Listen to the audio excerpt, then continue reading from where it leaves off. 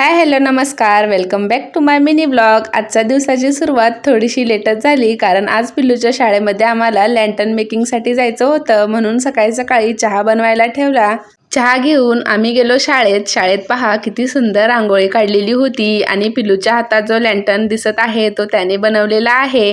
तशी थोडीशी हेल्प मीही त्याला केलेली आहे। शाळेतून आम्ही निघालो शॉपिंगला जाण्यासाठी, कारण दिवाळीसाठी साड्या घ्यायच्या होत्या। नेहमीप्रमाणे साड्यांच्या शॉपिंगसाठी माझ्या आवडीचं ठिकाण असलेलं ते म्हणजे मूळचंद मिल, पण आज दिवाळी निमित्त एवढी तुफान गर्दी होती की पाय ठेवायला सुद्धा जागा नव्हती। सकाळी सकाळी जास्त गर्दी नसेल म्हणून आम्ही एवढ्या सकाळी येऊन पण इथे मात्र एवढी गर्दी होती की मी पाहूनच हैराण झाले। आता इथे एवढ्या साड्यांच्या व्हरायटी पाहायला मिळतात की कोणती घेऊ हे कन्फ्युजन मात्र प्रत्येकालाच होतं।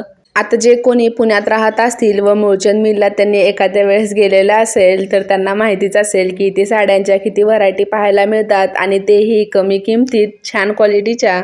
बराच वेळ साड्या पाहिल्यानंतर मी 2 साड्या सिलेक्ट केलेल्या आहेत। त्या कोणत्या आहेत ते तुम्हाला व्हिडिओच्या शेवटी पाहायला मिळेल।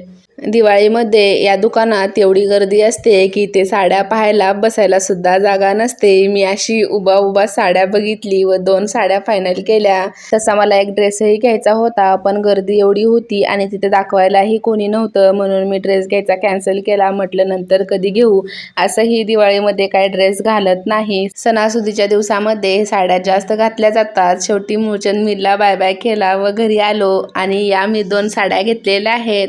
तुम्हाला माझ्या या साड्या कशा वाटल्या मला कमेंट करून नक्कीच सांगा, व व्हिडिओ आवडला असेल तर व्हिडिओला लाईक करा, शेअर करा, व चॅनलवर नवीन असाल तर चॅनलला सबस्क्राईब करायला विसरू नका।